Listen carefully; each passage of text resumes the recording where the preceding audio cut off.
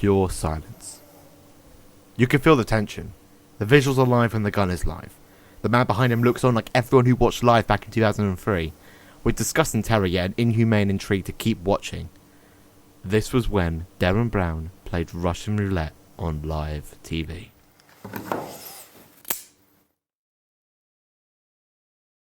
Derren Brown is a well-known British magician and mentalist. He's known for raising the dead. Let's turn our attention back to the cup. In fact, he did that twice.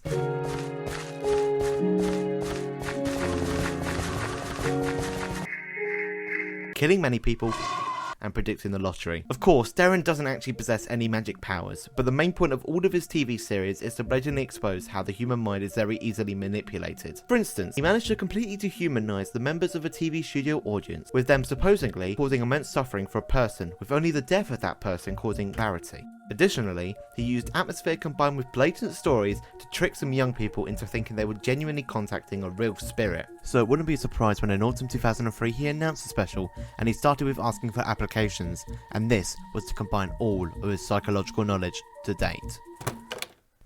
The early 2000s had some of Channel 4's most controversial content, like a live autopsy. I'm not joking. Big Brother in general, and the Brass Eye special. It's what the channel is known for ever since the 80s, and there's still room for controversy even now in the 2020s. Brown has been a continuous force on the channel since 1999, and he's been running many different series and specials over the years, but none prior and following would ever be ambitious as this one. Tonight, I shall play Russian roulette, live in this barn behind me.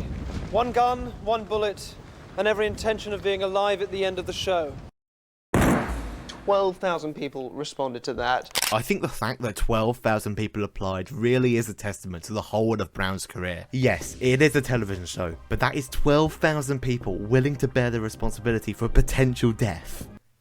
Wow, that's dark. The half hour prior to the event is basically filler, as it just shows Brown whittling down numbers with a bunch of different tests to identify who is mentally fit enough to load the gun. For example, he simply could identify who was confident and who was not by eliminating the front and back rows of seats. He could identify who would willingly take orders without question by eliminating those who didn't move across a room. I'm terribly sorry, but all the people who did not cross are eliminated. The whole 5-minute portion where he just takes some people to a firing range is genuinely not necessary for the most part, as they aren't even shooting it. This is what happens.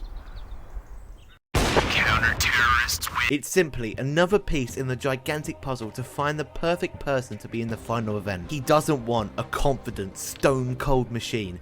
He just wants a simple human.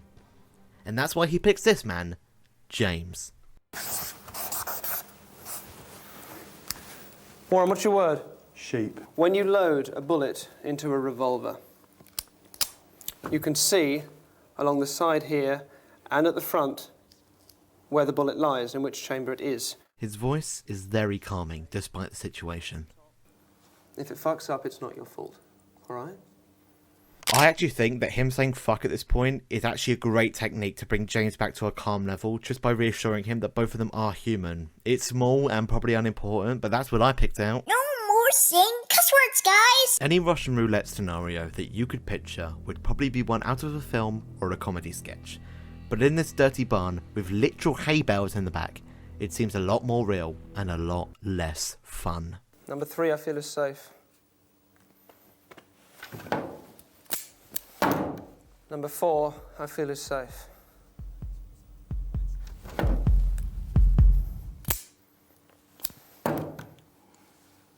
Number 5.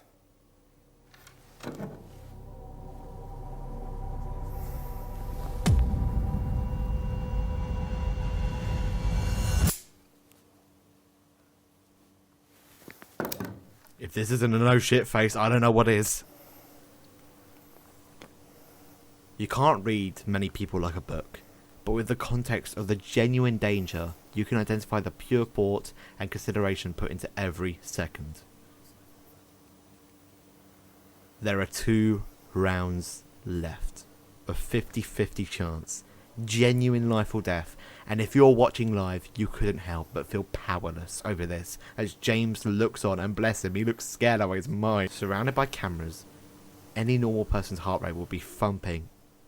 He controls his breathing. And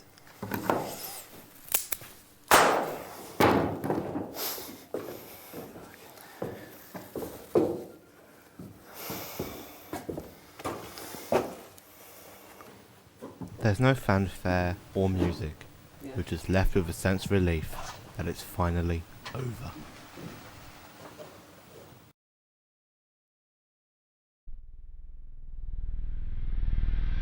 This sort of TV is really not my thing at all. I tuned in and found myself hooked. What is happening to British TV? At once mesmerising, terrifying and awesome. I enjoyed the show, but could not help thinking throughout, Brown is a magician, so this must be a trick?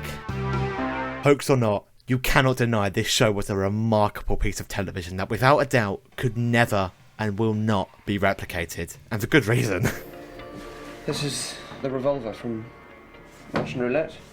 The shield there that was put on the gun to make sure I couldn't see into the chambers.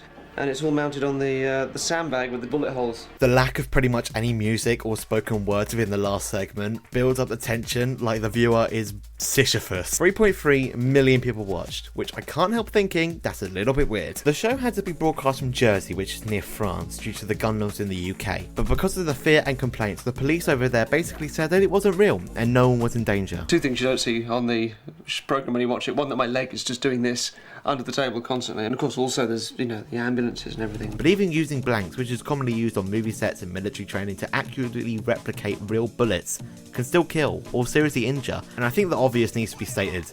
He's an entertainer. It's a television show, and all he's ever done in his programs is an elaborate trick, and his showmanship made the show mind-blowing, and that's not a pun. He rang me about 10 minutes later and said, "What did you think?" I said, "Don't ever do anything so dangerous again." But at the end of the day, if you ever receive a gun, don't shoot yourself.